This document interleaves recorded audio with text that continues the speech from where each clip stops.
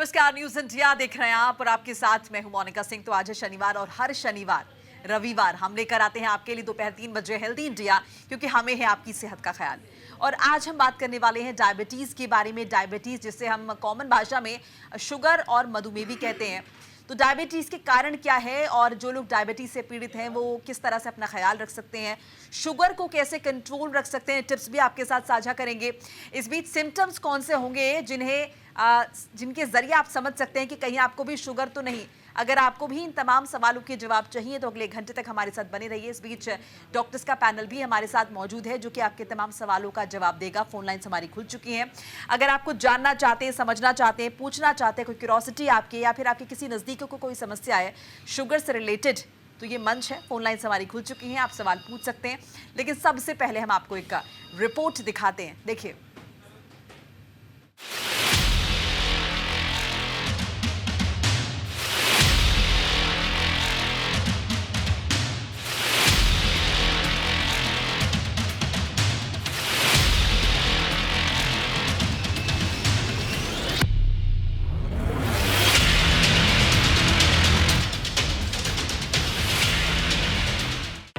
Diabetes एक metabolic disorder है जिसे शुगर और डायबिटीज के नाम से भी जानते हैं। ये बीमारी तब होती है जब आपके शरीर में पर्याप्त इंसुलिन नहीं बन पाता और इसके कारण ब्लड में मौजूद ग्लूकोज या शुगर का लेवल बढ़ जाता है। इंसुलिन एक तरह का हार्मोन है जो ब्लड में मिलकर ग्लूकोज के स्तर को नियंत्रित करने का काम करता है। यदि शरीर में पर्याप्त इंसुलिन मौजूद नहीं होता तो ब्लड कोशिकाओं तक ग्लूकोज नहीं पहुंच पाता और ये ब्लड में ही इकट्ठा हो जाता है। ब्लड में मौजूद अतिरिक्त शुगर आगे चलकर डायबिटीज में परिवर्तित हो जाता है। हम जो भी खाना खाते हैं उससे हमें ग्लूकोज मिलता है और इंसुलिन नामक हार्मोन इस ग्लूकोज को ब्लड के माध्यम से पूरे शरीर में पहुंचाता है, जिससे हमें ऊर्जा प्राप्त होती है। ये बिना इंसुलिन के नहीं हो सकता। डायबिटीज किसी भी उम्र के लोगों को हो सकता है।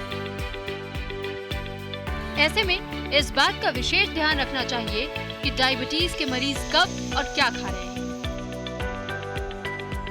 इससे ब्लड शुगर का लेवल नियंत्रित रहता है।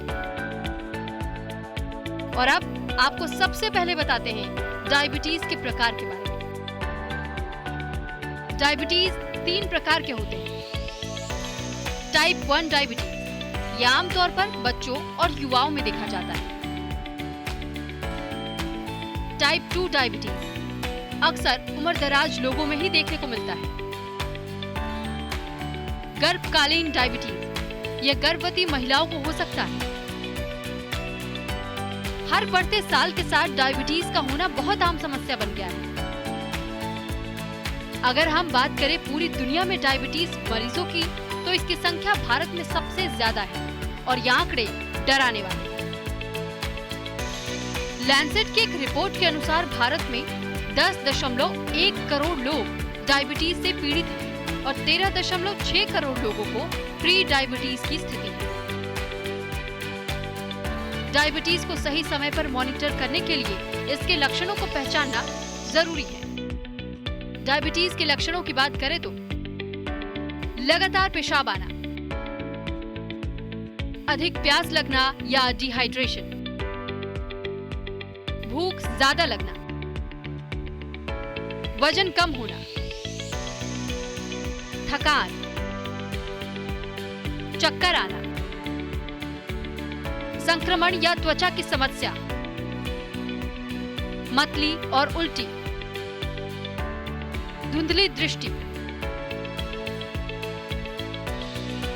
एक स्टडी में बताया गया है कि 2019 में डायबिटीज के 7 करोड़ रोगी और अब इस संख्या में 44% की बढ़ोतरी हुई है। इसके रिसर्च में यह भी बताया गया है कि भारत में 15.3% लोगों को प्री डायबिटीज है। डायबिटीज में टाइप 2 डायबिटीज सबसे आम प्रकार का माना जाता है, जो 90% से 95% लोगों को होता है। दुनिया भर में लगभग 537 मिलियन वयस्कों को डायबिटीज की समस्या है। विशेषज्ञों का यह अनुमान है कि डायबिटीज में बढ़ोतरी जिस तरह से हो रही है, इसकी संख्या 2030 तक 643 मिलियन और 2045 तक 783 मिलियन हो जाएगी। डायबिटीज बीमारी अनुवांशिक भी होती है और खराब जीवन शैली के कारण भी होती है।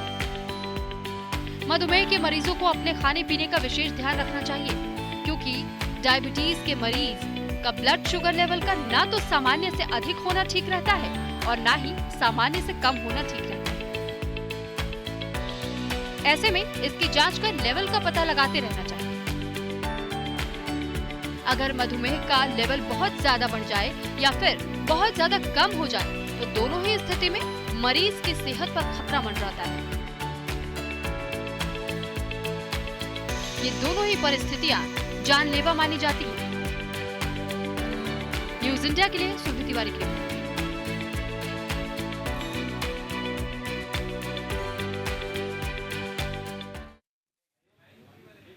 तो रिपोर्ट आपने देखी और इसी पर हम चर्चा भी करने वाले हैं और डिटेल में चर्चा करेंगे और आपके सवाल भी निश्चित तौर पर हम लेंगे। फोन लाइन हमारी खुली, एक बार फिर से बता दूं और नंबर्स लगातार स्क्रीन पर फ्लैश हो रहे हैं। इस बीच स्वागत भी करा देती हूं, तमाम डॉक्टर्स मेहमान हमारे साथ जुड़ चुके हैं। डॉक्टर नरेश चावला हमारे साथ जुड़े, बहुत बहुत स्वागत है आपका। दिल्ली मेडिकल काउंसिल के वाइस प्रेसिडेंट हैं, बहुत बहुत स्वागत है आपका डॉक्टर नरेश। डॉक्टर नामिका चौधरी हमारे साथ हैं, MBBS MD internal medicine consultant max Patparganj, बहुत बहुत स्वागत डॉक्टर नामिका आपका भी करना चाहूंगी मैं।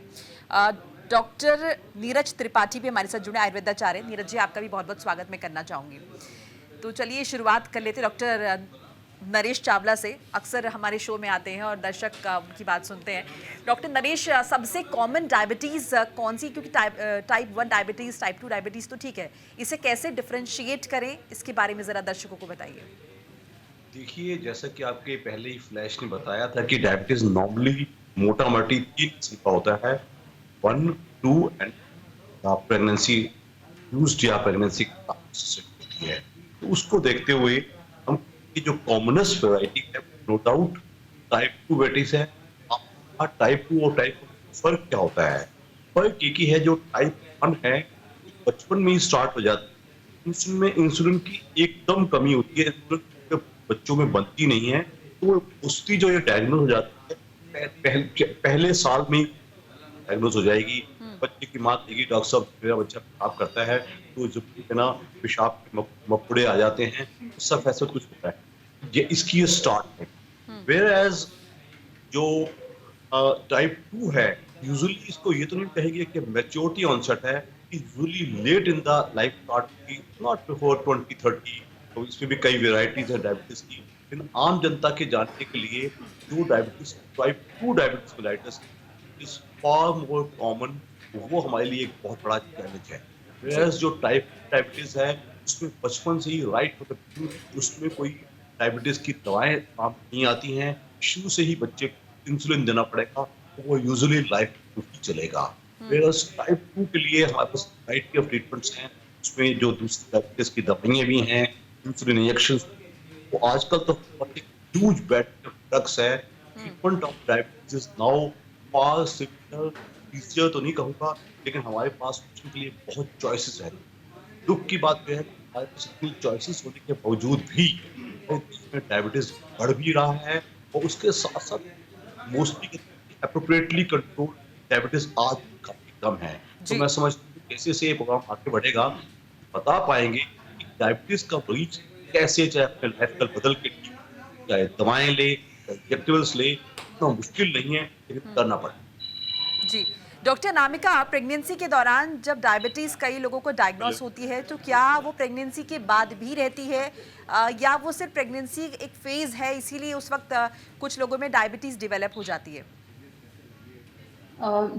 जैसे कि आपने बोला मोनिका, क्या होता है कि एक टर्म होती है जिसको हम लोग बोलते हैं जेस्टेशनल डायबिटीज।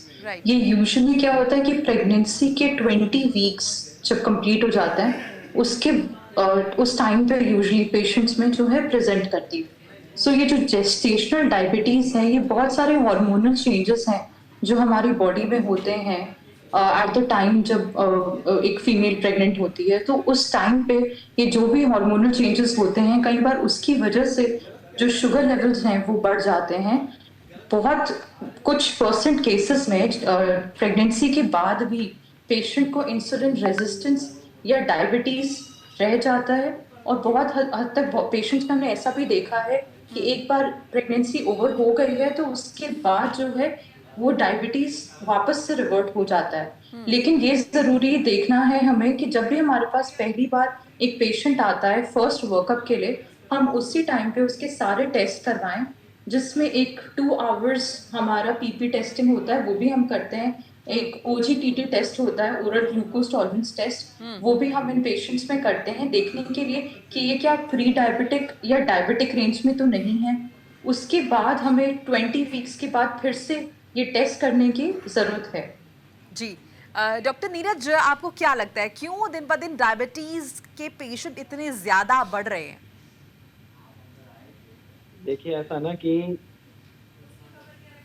तो इसीलिए उसको साइंस ऑफ लाइफ बोलते हैं, क्योंकि जो हमारी एक तो मेन देखते हैं कि लाइफ स्टाइल है, इसके पीछे सबसे बड़ा कारण लाइफ स्टाइल का है।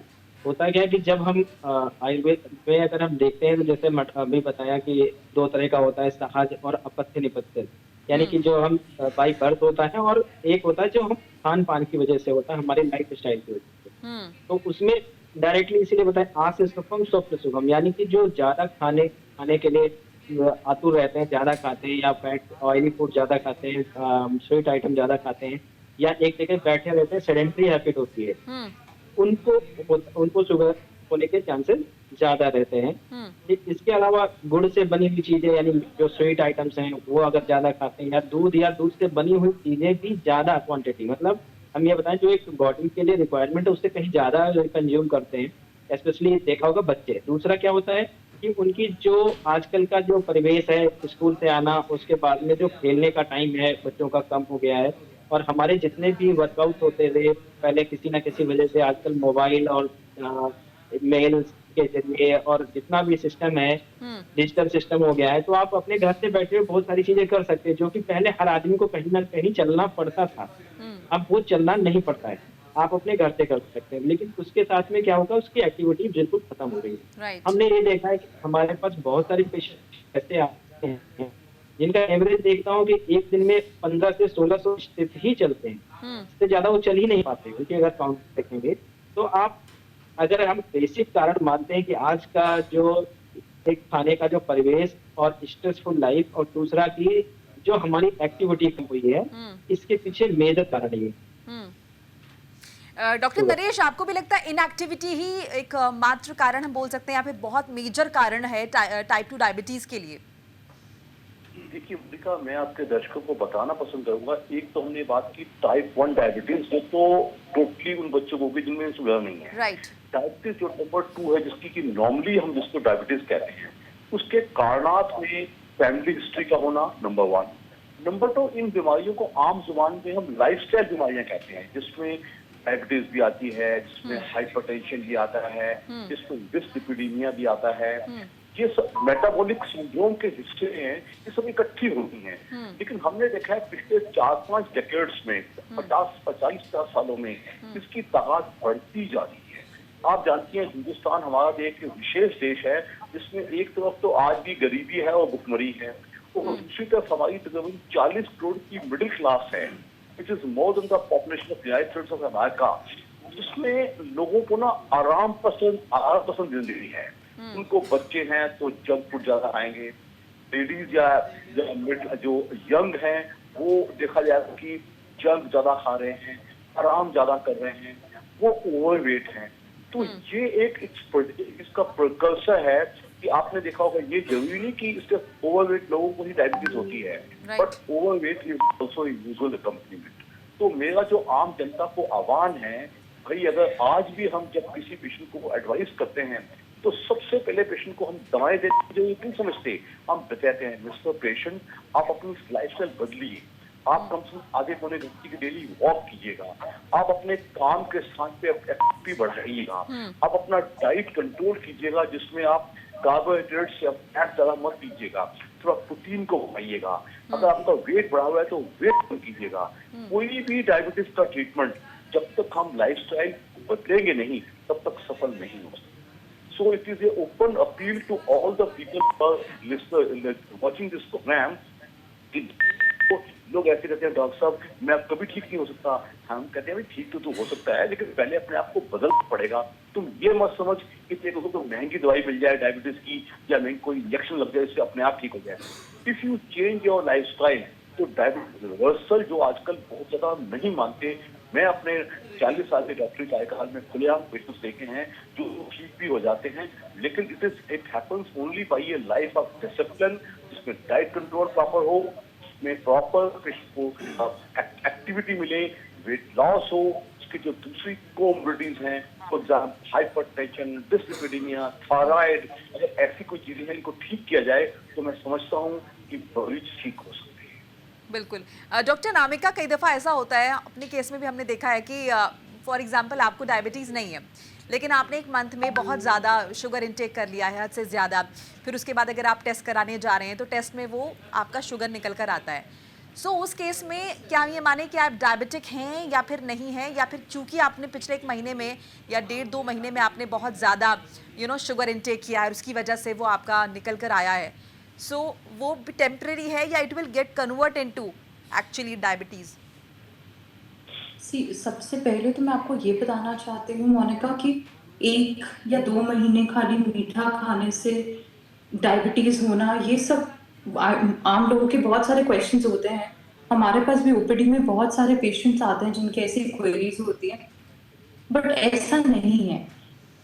Diabetes it's a chronic disease, एक क्रॉनिक डिजीज है जिसका असर डिफरेंट ऑर्गन्स पे पड़ता है।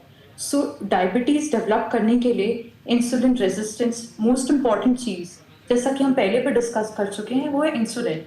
कुछ जैसे टाइप 1 में मेजर जो होता है वो होता है जो बीटा सेल्स हैं हमारे पैंक्रियास में, वो इंसुलिन बनाना बंद कर देते हैं या इंसुलिन बहुत कम बनाते हैं, जिसकी वजह से इंसुलिन डेफिशिएंसी डायबिटीज हो जाती है। और टाइप 2 जो है उसके मल्टीपल फैक्टर्स होते हैं, लैक ऑफ फिजिकल एक्टिविटी जो हमने अभी ऑलरेडी डिस्कस कर दिया, देन उसके अलावा जो है इंसुलिन रेजिस्टेंस। सो अगर कोई पेशेंट ऐसे है कि मैंने 1 हफ्ता या 10 दिन खा लिया, तो ऐसा नहीं होता।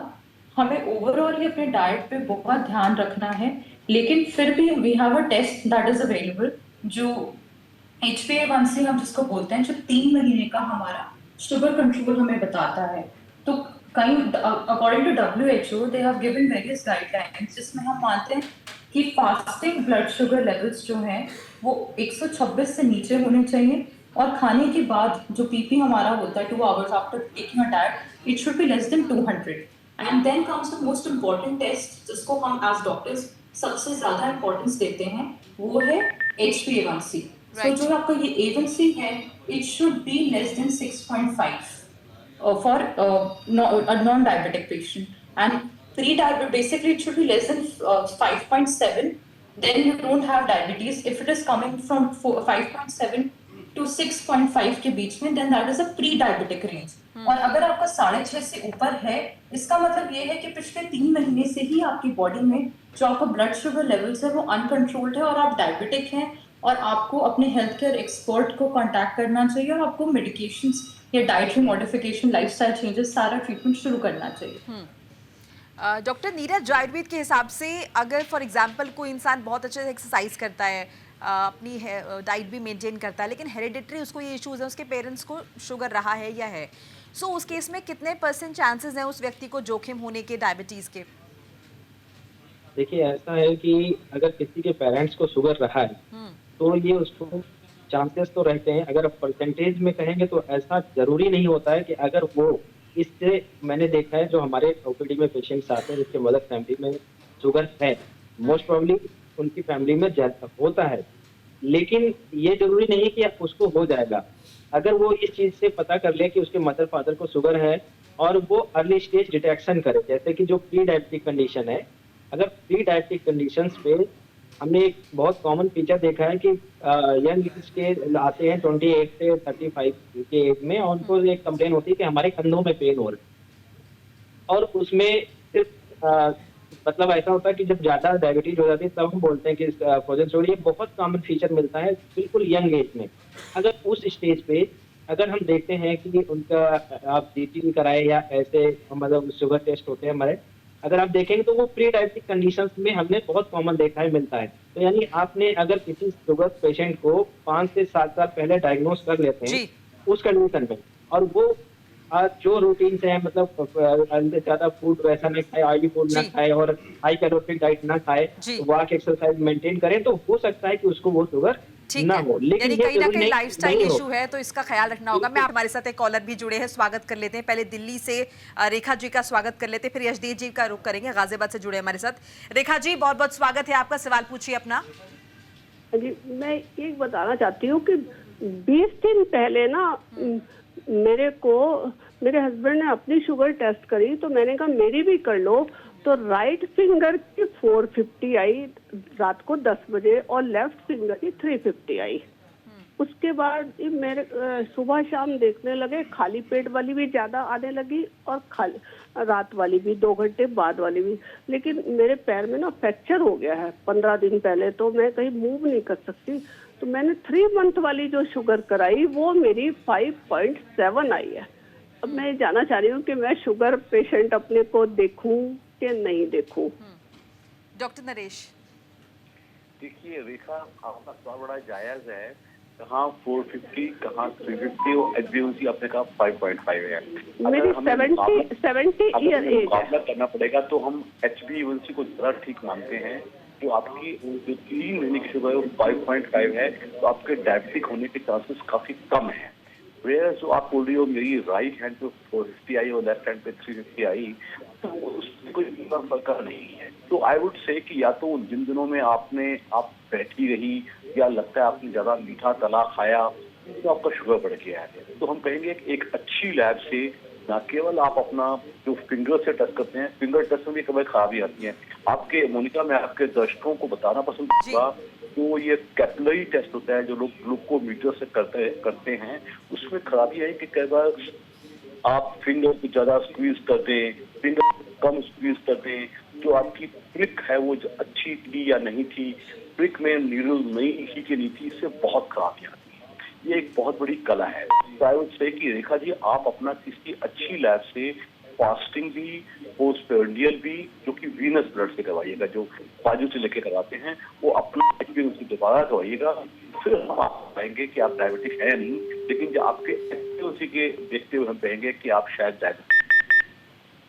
जी, हम उम्मीद करते हैं रेखा जी आपको आपके सवाल का जवाब मिल गया होगा। हमारे साथ गाजियाबाद से यशदेव जी भी जुड़े हैं। यश जी, बहुत बहुत स्वागत है आपका, सवाल पूछिए अपना। यशदेव जी, आप सुन पा रहे हैं मुझे?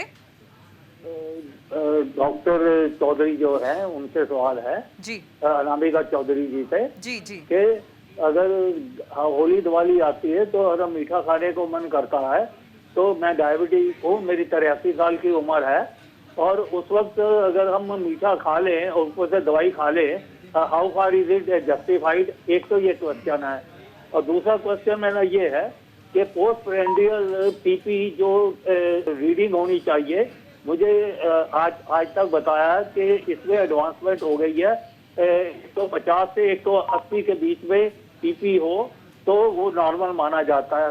पहले हम मानते थे कि 120 तक नॉर्मल होती है। तो इन दोनों बातों का जवाब चाहिए। जी, डॉक्टर नामिका।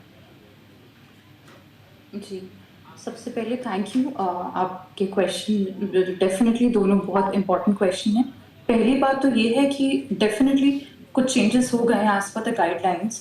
अब जो ADA गाइडलाइंस है वो कहते हैं कि हम एज वाइज भी डिफ्रेंशिएट करते हैं कि पहले 6.5 तक का HbA1c कंट्रोल हम बोलते थे, लेकिन अब जो है, जो हमारे पेशेंट्स हैं जो 65 प्लस हैं, अब हम उनमें 7 तक का HbA1c भी वेल कंट्रोल्ड ही मानते हैं। ये चेंज आ गया है। दूसरी चीज ये है, पोस्ट स्टैंडर्ड में भी चेंजेस आ गए हैं। पहले हम 120, 130 तक पीपी को नॉर्मल मानते थे, अब 160 to 180 भी एक 65 इयर्स के बाद भी कंसिडर नॉर्मल। ऐसा इसलिए चेंजेस आए हैं बिकॉज क्या होता है, जैसे जैसे हमारी एज प्रोग्रेस होती है तो उन एज वाइज जितनी लंबी डायबिटीज होती है, हाइपोग्लाइसीमिया का रिस्क भी उतना बढ़ जाता है। जो हमारे एल्डरली पेशेंट्स होते हैं, कई बार वो हमारे पास इमरजेंसी में आते हैं सीधा 60 या 70 शुगर लेके, उसमें जब शुगर लेवल्स ब्लड में इतनी डाउन हो जाती है तो ड्राउजीनेस, पसीने, चक्कर आना और इनफैक्ट सीजर्स के भी जो इंसिडेंस है वो भी बढ़ जाता है लो शुगर लेवल्स होने के लिए। तो इसी वजह से जो है थोड़ी सी जो एल्डरली पेशेंट्स हैं उनमें थोड़ा HbA1c 0.5 का और साथ में PP भी 2030 तक का थोड़ा अभी इंक्रीज हो गया as per the latest guidelines. Then coming to your second question कि कभी मीठा खाने का दिल करता है तो मैं खा सकता हूँ कि नहीं, एक हमारा ना बहुत रॉन्ग कॉन्सेप्ट है कि सिर्फ मीठा खाने से ही डायबिटीज होती है। हम लोग कई बार देखते हैं जब हम लोग वार्ड राउंड्स पे होते हैं कि पेशेंट्स वार्ड में नमकीन खा रहे हैं या भुजिया खा रहे हैं या कुछ, उनको लगता है क्योंकि हम नमक की चीज खा रहे हैं तो हमारा हम मीठा नहीं खा रहे हैं तो इससे थोड़ी ना शुगर बढ़ेगा। ऐसा कुछ नहीं है। शुगर का पूरा जो खाने का है वो it depends upon the glycaemic index. So there are some few vegetables, fruits which are low in glycemic index that even a diabetic patient can have, like apples and guavas। लेकिन वहीं बहुत सारे fruits हैं, vegetables हैं जिनका high glycemic index होता है। In fact salt restrict करना बहुत जरूरी है for a diabetic diet। अब आप सवाल आता है मीठा खाने का, अगर आप 80 एज आपकी एज है और आपको कभी कभार मन करता है तो आप खा सकते हैं, लेकिन बहुत कम क्वांटिटी में। वो बहुत इंपॉर्टेंट है बिकॉज क्या होता है जो ये मीठा चीजें होती है ना, ये सडनली जो ग्लाइसेमिक इंडेक्स होता है इनका बहुत ज्यादा होता है। ग्लाइसेमिक इंडेक्स का मतलब होता है कि कोई भी हम कार्बोहाइड्रेट रिच अगर मील करते हैं तो वो कितनी देर में हमारा शुगर लेवल को स्पाइक कर सकता है हमारे ब्लड में, उसको इंडिकेट करता है। सो ये जितने भी सोडाज हैं या मीठी चीजें हैं या फिर समोसा तली हुई चीजें हैं, ये सडनली हमारे जो ब्लड है उसमें शुगर लेवल्स बढ़ा देती हैं। सो अगर आप कोई भी चीज 1 चम्मच या 1.5 चम्मच हलवा या कुछ कंज्यूम करना चाहते हैं once a week, it is okay if you are 80 years of age, because in that age group anyhow low sugar होने के chances बहुत ज़्यादा होते हैं। I hope आपको आपके सवालों का जवाब मिल गया होगा। बिल्कुल। इस बीच अगर आपके भी कुछ सवाल हैं तो आप भी पूछ सकते हैं। फोन लाइंस हमारी खुली हुई हैं, नंबर लगातार स्क्रीन पर फ्लैश हो रहे हैं। डॉक्टर नीरज, चूँकि हम जिक्र कर रहे हैं मीठा नहीं खाना चाहिए या फिर ऐसा खाने से ये होता है, सो ये भी एक बहुत बड़ी क्यूरोसिटी है लोगों की शुगर फ्री को लेकर, स्टीविया को लेकर, कि इस तरह के प्रोडक्ट्स मार्केट में अवेलेबल हैं। क्या ये सही ऑल्टरनेटिव है या फिर इनके भी कुछ साइड इफेक्ट्स होते हैं?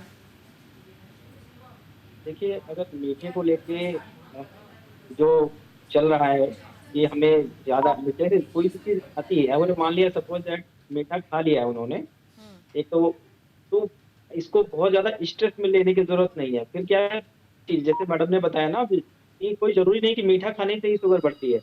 आपका कार्बोहाइड्रेट जैसे राइस है, आप उस दिन अगर खाने की क्वांटिटी मान लिया कभी किसी ने खा लिया, जैसे होली दिवाली की बात कर रहे थे, थोड़ी सी खा लिया, तो दूसरी क्वांटिटी अगर हम कम कर देते तो भी हमारी शुगर लेवल मैनेज हो जाती है।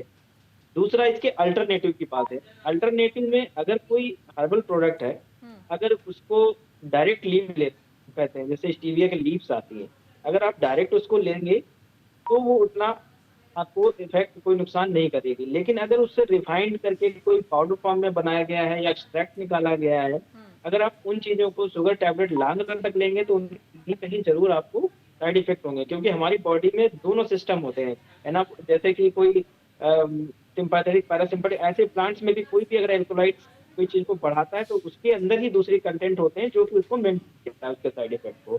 तो इसीलिए जब भी अगर आप कोई चीज यूज करना चाहते हैं तो आप फ्रूट फॉर्म में यूज करिए उसको, ना कि डायरेक्ट उसके कोई जो रिफाइंड अवेलेबल मार्केट में है वो ऐसी चीज, तो आपको नुकसान नहीं करेगा। जी डॉक्टर नरेश, और एक चीज और ऐड करना जी प्लीज कंटिन्यू। एक और ऐड करना चाहेंगे, जो अभी मैडम ने बताया 350 शुगर आ रहा है, तो ये सेम इंसिडेंस मैं बताता हूँ। ऐसे क्या होता है, सीवियर स्ट्रेस अगर किसी को है, जैसे कि मेरे पास कई सारे हमने केस डायग्नोज किए, जैसे फैमिली में कैजुअलिटी हो गई, यंग बॉय डाइट हो गया, तो ऐसे केसेस में हमारे पास कई सारे हमने केसेस देखे हैं जिनके शुगर 400 से 500 तक रहते हैं और उसके बाद वो धीरे धीरे मैनेज हो जाते थे। HbA1c नॉर्मल आता है, उनका स्ट्रेस वजह से शुगर बढ़ता है। तो अभी शायद वो जो केस था वो मैं जैसे डॉक्टर साहब ने बताया कि हो सकता है कि शुगर ना हो, उसको मैनेज करेंगे, धीरे धीरे कंट्रोल हो जाएगा डाइट से। जी डॉक्टर नरेश, प्री डायबिटिक को हम किस तरह से डिफाइन करें? क्या ये मान लें कि आप जोखिम पर हैं और आप डायबिटिक हैं, या फिर ये माने कि आपकी डायबिटीज़ कंट्रोल है? किस तरह से इसको देखें, क्योंकि एक बहुत बड़ा तबका है जो खुद को प्री डायबिटिक कहता है। देखिए, प्री डायबिटीज आइडेंटिटी नहीं है। Pre diabetes is a precursor of diabetes, full blown diabetes. जैसे कि डायबिटीज हम नॉर्मली एक नॉर्मल इंसान का जो हम fasting PP fasting blood sugar मान के चलते हैं, नॉट मोर देन 100 यानी केस, वो हम पीपी को मान के चलेगा, लेकिन ओल्ड एज में हम जरा ज्यादा अलाउ करते हैं, लेकिन नॉर्मली हम 140 45 50 तक हम नॉर्मल मान के चलते हैं।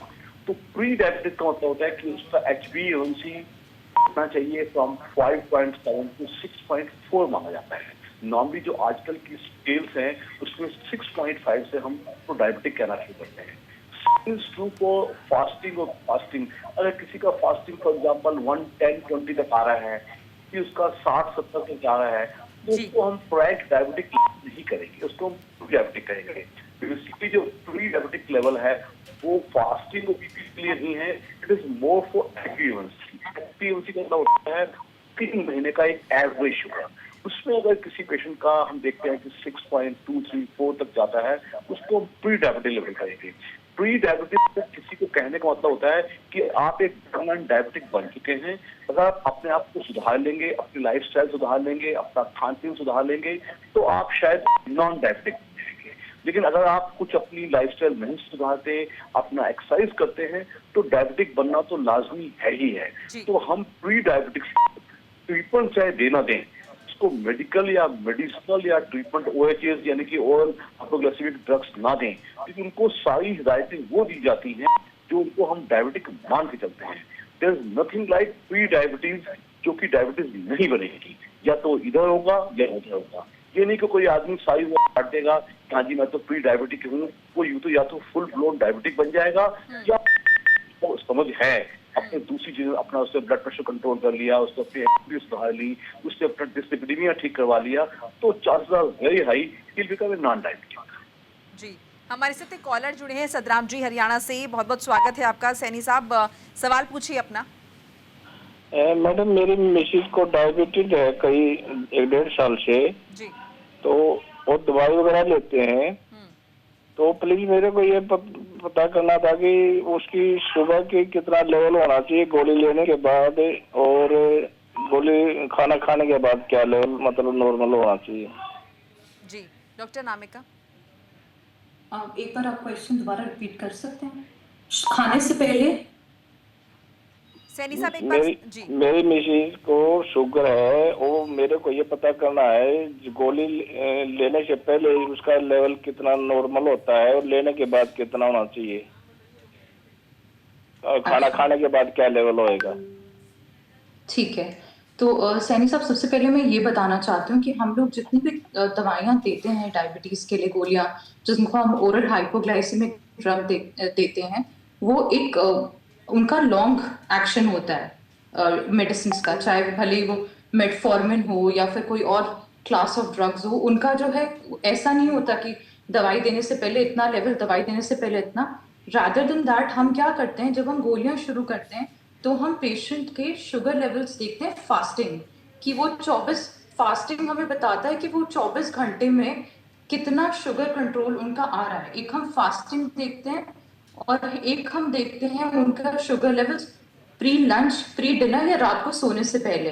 ये हमारी वेरियस रीडिंग्स होती हैं। इसका गोली तो वो लॉन्ग टर्म, क्योंकि वो एक लॉन्ग ड्यूरेशन पे काम करती है। इंसुलिन नहीं है, जैसे इंसुलिन 2 तरह की होती है, एक शॉर्ट एक्टिंग होती है, लॉन्ग एक्टिंग होती है। एक हम प्री मील्स में चेक करके लगा देते हैं कि कितना लेवल कम कर रहा है, लेकिन जो ये मेडिसिन होते हैं इनका लॉन्गर ड्यूरेशन होता है ऑफ एक्शन। तो आप उनका जो है फास्टिंग चेक किए, जब वो सुबह नाश्ता करें, नाश्ते से पहले सबसे पहले उनका शुगर नापें। जो उनका फास्टिंग ब्लड शुगर है वो उनका आना चाहिए 90 से लेके 110 के बीच में। अगर ये रीडिंग्स आ रही है, इसका मतलब ये है कि वो जो दवाइयां ले रही हैं वो उनकी बॉडी पे अच्छी काम कर रही हैं और वो ठीक है। उसके बाद जो अगर आप पोस्ट खाने के बाद की बात कर रहे हो, तो उनका जो शुगर लेवल्स है 160 से लेके 180 के बीच में अगर आ रहा है तो ये नॉर्मल है, मतलब दवाइयां ठीक काम कर रही हैं। इस तरीके से हम लेते हैं। और एक बार रात की शुगर भी आप चेक कीजिए, उनकी सारी जो फास्टिंग है वो 90 से 110, और खाना खाने के बाद जो उनकी रीडिंग्स आ रही हैं, नॉट इमीडिएटली खाना खाने के बाद हम कभी शुगर चेक नहीं करते, एटलीस्ट 2 आवर्स की बात करते हैं। तो ये जो 2 आवर्स के बाद ब्लड शुगर लेवल है ये उनकी समवेयर बिटवीन 160 to 180 आना चाहिए। अगर ये आ रहा है तो ये अच्छा कंट्रोल है। साथ में HbA1c बहुत जरूरी है कि उनका HbA1c जो है वो 6.5 से नीचे आए। अगर ऐसा है तो इसका मतलब अच्छा कंट्रोल है, नहीं तो हमें और मेडिसिन बढ़ानी पड़ेगी या फिर देखना पड़ेगा कि अगर ऑलरेडी 3 मेडिसिन ले रही हैं तो उनको शायद एक बेसल इंसुलिन पे शिफ्ट करना पड़ेगा, वन टाइम जो हम लगाते हैं 24 आवर्स डॉक्टर जी इस बीच से पहले और 180 से नीचे है खाना खाने के बाद। अच्छा, हाँ यही आ रहा है उनका। और खाली पेट 90 से 110 के बीच में खाना खाने से पहले और खाना खाने के बाद 175 170 के करीब आ रहा है। ठीक है, मतलब तो फिर अगर खाना खाने के बाद इतना आ रहा है तो मतलब उनकी जो शुगर है कंट्रोल्ड है, लेकिन फिर भी आप एक बार HbA1c करा के देख लीजिए, वो 6.5 के नीचे होना चाहिए। ठीक है, थैंक यू जी। चलिए उम्मीद करते हैं कि आपको आपके सवाल का जवाब मिल गया होगा। शबनम जी हमारे साथ मेरठ से। शबनम जी स्वागत है आपका, सवाल पूछिए। शबनम जी आपका कॉल कनेक्ट हो गया, सवाल पूछिए।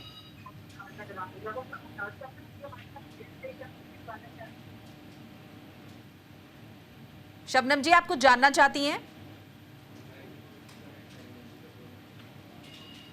चलिए आप फिर से जुड़ने का प्रयास कर सकते हैं, डिस्कशन हमारा लगातार जारी है।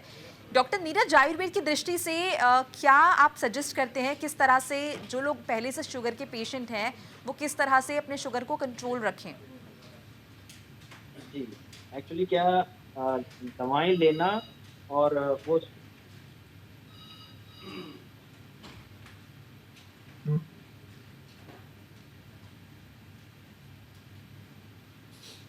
चलिए डॉक्टर नीरज का हम रुक करेंगे, संपर्क हमारा टूट गया है। डॉक्टर नरेश के पास चलते हैं। डॉक्टर नरेश, जैसे कि बोलते हैं और पहले से अगर हम प्रिकॉशन ले लें तो वो बहुत बेहतर रहता है, तो ऐसे में आप क्या सजेस्ट करेंगे हमारे दर्शकों को कि डायबिटीज़ से वो बचे रहें, साथ साथ उन लोगों के लिए भी जो पहले से ही डायबिटिक हैं?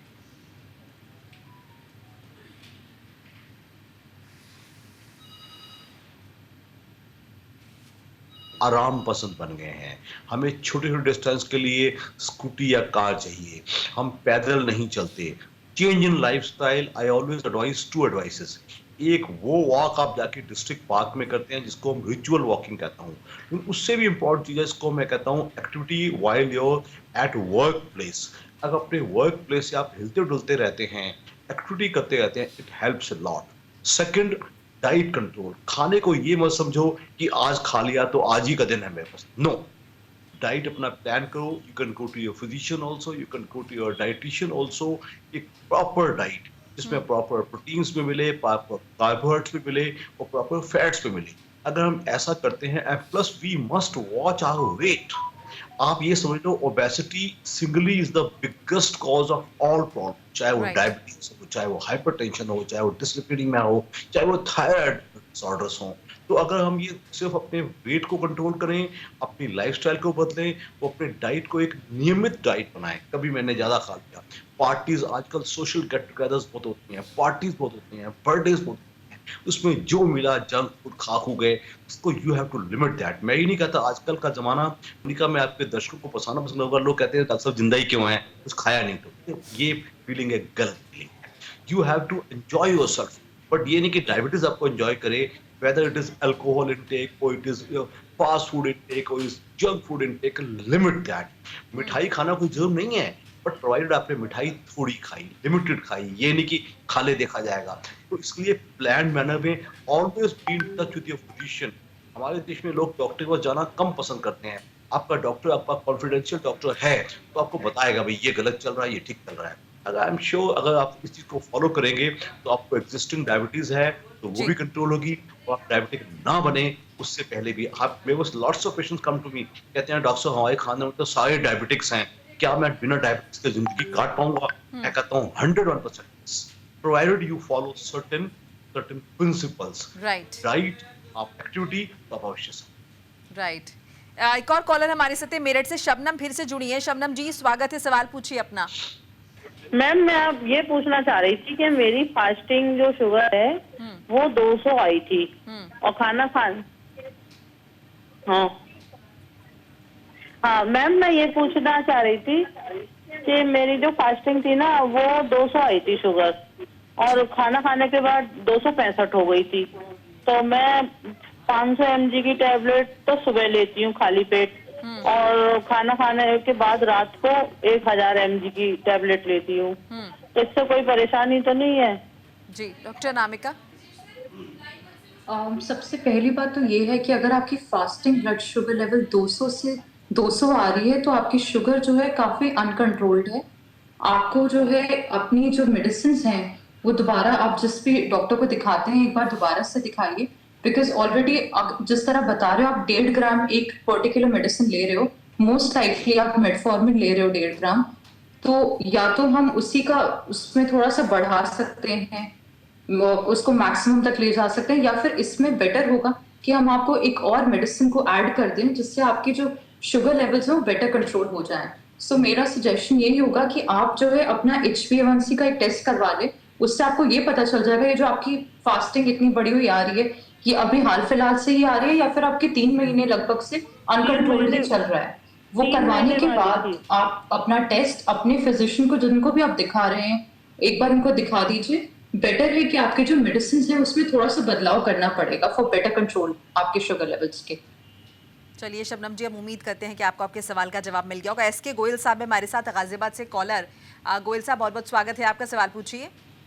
Thank you madam. मैडम मेरा सवाल यह है कि 70 ईयर्स मेरी एज है और एज पर डॉक्टर्स जो है मैं ये 2 गोली लेता हूँ ग्लूकोनोन G3 ये मॉर्निंग में और शाम को लेता हूँ ग्लिप्टिन M जी। तो अब इसमें ये ग्लिप्टिन M का क्या रोल होता है, मतलब इसको कम करी जाए या नहीं करी जाए, इसमें जो है मेटाफॉर्मिन इसका क्या रोल होता है डायबिटीज को कंट्रोल में? जी डॉक्टर नरेश।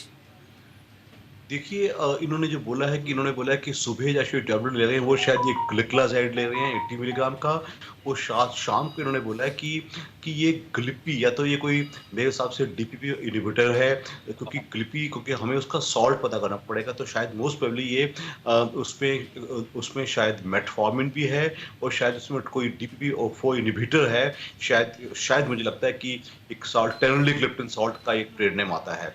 तो आपने कहा क्या रोल होता है, तो रोल ये होता है कि ये सब एंटी डायबिटिक्स हैं, वो ये आपके ग्लूकोज की जैसे मेटफॉर्मिन है एक ये इंसुलिन सेंसिटाइजर है, वो आपके ग्लूकोज का नुकसान ना करे उसको ठीक करता है। तो हम कहेंगे कि 2 गोलियां हैं, 2 की जानी मानी गोलियां हैं डायबिटीज में। मोनिका मैं आपके दर्शकों को बता दूं ये इम्पोर्टेंट नहीं है कि आप कौन सी गोली खा रहे हो, क्योंकि पिछले 20 सालों में हमारे डायबिटीज के ट्रीटमेंट में पूरे हिंदुस्तान में एक रिवोल्यूशन आ गया है। We have a huge cafeteria choice, ये भी दे सकते हैं, ये भी दे सकते हैं, ये भी दे सकते हैं, but what is important is कि आपका जो शुगर है वो टाइट्रेट करना पड़ता है। एक चीज से ठीक नहीं हुआ तो हम दूसरा ऐड करते हैं, दूसरा नहीं ठीक हुआ तो हम तीसरी OH ऐड करते हैं, तीसरे से ठीक नहीं हुआ तो हम चौथा भी ऐड कर सकते हैं, चौथे से ठीक नहीं हुआ तो हम इंसुलिन ऐड कर सकते हैं, इंसुलिन ठीक नहीं हुआ तो हमारे पास ऐसी दवाएं हैं जो कि उसको हम ऐसा ऐड करते हैं, इवन सेमाग्लूटाइड है और ये इस किस्म की दवाइयां हैं जो कि थोड़ी महंगी भी हैं लेकिन बहुत अच्छी हैं। तो मैं हर मरीज को कहता हूं, जैसे कि ये 70 साल के जवान हैं, तो ये इनका कहना कि मैं ये शायद मुझे लगता है इससे कंट्रोल होंगे, but he has to follow the proper diet and proper lifestyle. Walk जरूर कीजिएगा, सारा दिन बैठे रहने का लाइफस्टाइल अच्छा नहीं है। तो आई थिंक जितना मुझे ज्ञान की गोलियों का पता चला है मैंने बता दिया है, but he has to come in contact with his physician and discuss जो HbA1c है। हम चाहते हैं कि 70 साल के आदमी का HbA1c कभी भी 6.5 to 7 के नीचे ना ऊपर जाए ना नीचे जाए, क्योंकि ओल्ड एज में एक बड़ी प्रॉब्लम ये भी है, मैं मोनिका आपके दर्शकों को बताना पसंद करूंगा, शुगर ज्यादा तो तबाही है ही है, शुगर का लो जाना ओल्ड एज में उससे ज्यादा तबाही है। So we have to fight not one disease but 2 diseases. Hyper भी ना हो, शुगर बढ़े भी नहीं और लो भी ना जाए। बिल्कुल। ओल्ड एज में ये और भी ज्यादा है। हमारे साथ एक और कॉलर जुड़े हैं, अनिल जुड़े हैं हमारे साथ झारखंड से। अनिल जी बहुत बहुत स्वागत है आपका, सवाल पूछिए। जी नमस्कार मैम, सभी को नमस्कार जी। ये मैडम पूछना ये है कि खाना खाने के बाद जो हम शुगर चेक कराते हैं एक्चुअल में वो सही वो मतलब वो कंडीशन में कितने समय बाद वो सही एक्यूरेट पता चलती है? जी डॉक्टर नीरज इसका जवाब देना चाहेंगे आप? हाँ जी, एक्चुअली क्या ना, अगर आपका शुगर जो है कराने के बाद एग्जैक्टली 2 घंटे के बाद करा सकते हैं और 1 घंटे के बाद भी लोग कराते हैं। तो उसमें क्या होता है कि जैसे आप 2 बार आपका शुगर लेवल कितना बढ़ रहा है, मतलब 2 घंटे के बाद करिए तो ज्यादा बेटर रहेगा। उम्मीद करते हैं सर आपको आपके सवाल का जवाब मिल गया होगा। तो प्रोग्राम के अंतिम चरण में आ गए और चलते चलते मैं डॉक्टर नरेश से एक सवाल लेना चाहूँ। डॉक्टर नरेश, अगर हम ख्याल ना रखें शुगर का तो क्या इसके नेगेटिव इम्पैक्ट्स होते हैं? कौन कौन से ऑर्गन्स जो हैं वो इससे इफेक्ट हो सकते हैं, ताकि दर्शक समझ पाए कि कितनी गंभीर समस्या हो सकती है अगर ख्याल ना रखें तो? मोनिका, बहुत ही अच्छा सवाल है। Let me tell the viewers कि डायबिटीज और हाइपरटेंशन दो ऐसी बीमारियां हैं जिनके कोई प्रेजेंटेबल कंप्लेंट्स होती नहीं है। हमने कई बार पेशेंट्स देखे हैं कि पेशेंट हमारे पास बहुत लेट स्टेज पे पहुंचता है। पेशेंट कहता है, डॉक्टर साहब आप तो मुझे जबरदस्ती डरा रहे हो, मुझे तो कुछ हो ही नहीं रहा है। तो उन लोगों को मैं आगाह करना पसंद करूंगा, डायबिटीज और हाइपरटेंशन पहले 5 to 10 इयर्स कोई नुकसान नहीं करते, but once they become establish और लंबी बीमारी हो चुकी होती है तो practically every organ of the body, आंखें, हमारी किडनीज, हमारा हार्ट, हमारा नर्वस सिस्टम, हमारे पेरिफेरल न्यूरॉन्स, सारे इफेक्ट होते हैं। समझ लो आंखों में रेटिनोपैथी, गुर्दों में नेफ्रोपैथी, न्यूरोपैथी, कार्डियोपैथी, यानी कि इतने लॉन्ग टर्म जिसको हम कहते हैं macrovascular and microvascular side effects इतने ज्यादा हैं कि एक बार आपकी डायबिटीज अनकंट्रोल 10 साल क्रॉस हो गई तो उसके बाद मोनिका दर्शकों को वार्निंग दे रहा हूं, उसके बाद there is no go back. जो नुकसान हो गया उसमें से खर्चे ज्यादा होंगे, फायदा नहीं होता। इसी चीज को आप अगर आप पहले 10 इयर्स में अपने शुगर को कंट्रोल रखेंगे, अपने ब्लड प्रेशर को कंट्रोल रखेंगे तो अनडिजायरेबल साइड इफेक्ट्स नहीं आएंगे। आप एक बिल्कुल कहते हैं निरोग तो नहीं कहूंगा, एक अच्छी पूरी जिंदगी डायबिटिक होते हुए भी काट सकते हैं। जी शुक्रिया डॉक्टर नरेश, तमाम बातचीत जानकारी के लिए। डॉक्टर अनामिका आपका भी बहुत बहुत शुक्रिया, और डॉक्टर नीरज त्रिपाठी आपका भी बहुत बहुत शुक्रिया हमारे दर्शकों के साथ अपनी कीमती राय साझा करने के लिए। तो precaution is always better than cure, हम हमेशा इस बात का जिक्र करते हैं और आज एक बार फिर से दोहराना चाहूँगी कि डायबिटीज़ एक लाइफस्टाइल इशू है। अगर आप चाहें तो इससे बच सकते हैं, और अगर आपको पहले से है तो अपना ख्याल रखिए। अगले हफ्ते फिर मुलाकात होगी एक नई समस्या के साथ, निश्चित तौर पर समाधान भी लाएंगे। तब तक के लिए दीजिए इजाज़त। आप देखते रहिए न्यूज़ इंडिया। नमस्कार।